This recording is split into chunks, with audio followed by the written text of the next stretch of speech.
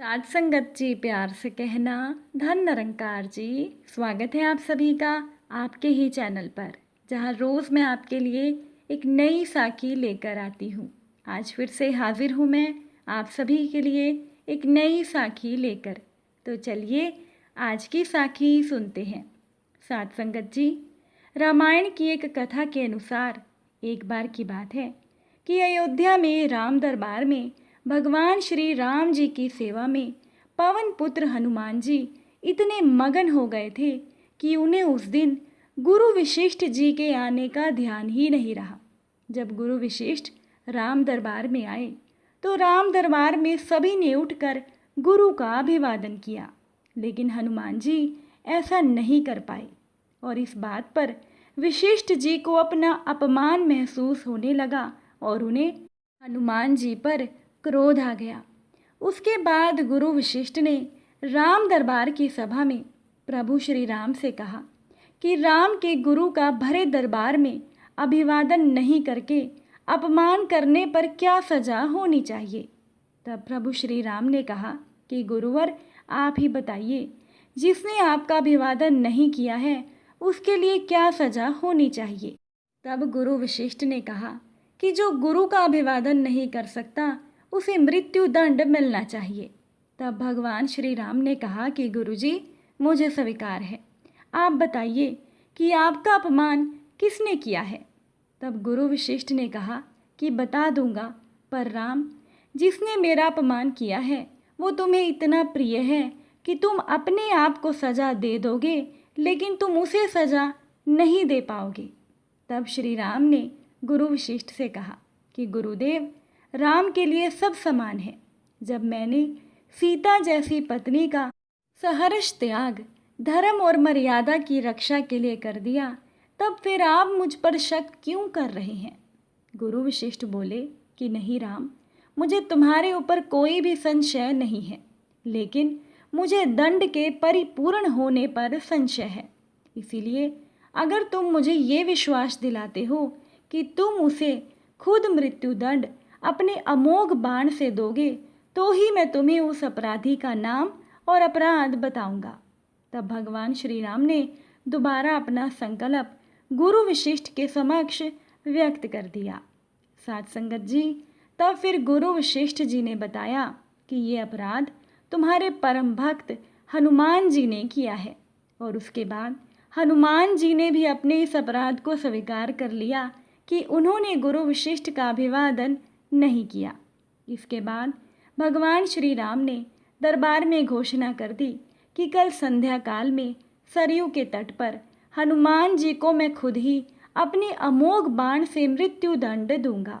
इस बात की घोषणा के बाद हनुमान जी अपनी माता के पास चले गए। हनुमान जी के घर आने पर उदासी की अवस्था में माता अंजनी ने जब उन्हें देखा तो माता अंजनी हैरान रह गई। उन्होंने हनुमान जी से कहा कि मेरा लाल, वीरों का वीर महावीर, अतुलित बल का स्वामी, ज्ञान का भंडार, भला आज इस अवस्था में क्यों है।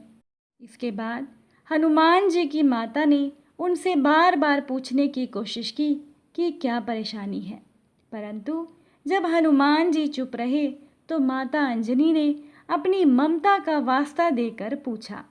तब प्रभु श्री हनुमान ने सारी बात अपनी माता को बताई और ये भी कहा कि ये अपराध मुझसे अनजाने में हुआ है। और फिर हनुमान जी ने अपनी माता जी से कहा कि माता, आप तो जानती ही हैं कि हनुमान को पूरे ब्रह्मांड में कोई नहीं मार सकता, लेकिन भगवान श्री राम के अमोघ शास्त्र के बाण से कोई बच भी नहीं सकता।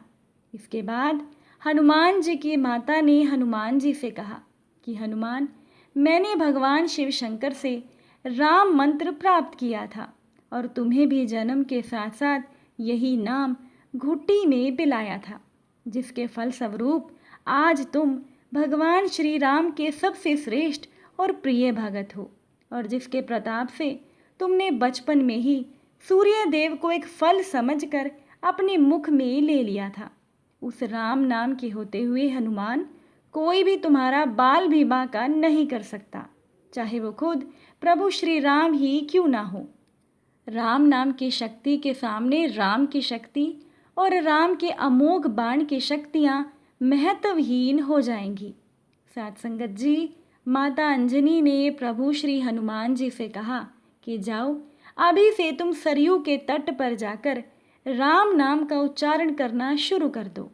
अब अपनी माता के चरण छूकर हनुमान जी अपनी माता के कहे अनुसार सरयू नदी के किनारे राम राम रटने लगे।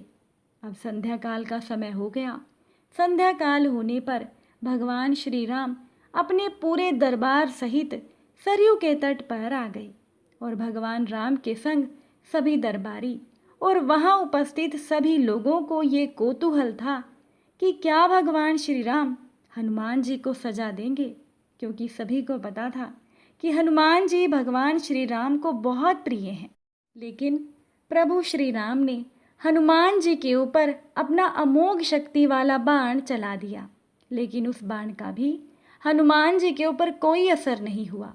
तो गुरु वशिष्ठ जी ने शंका जताई कि राम, क्या तुम अपनी पूरी निष्ठा से इन बाणों का प्रयोग कर रहे हो?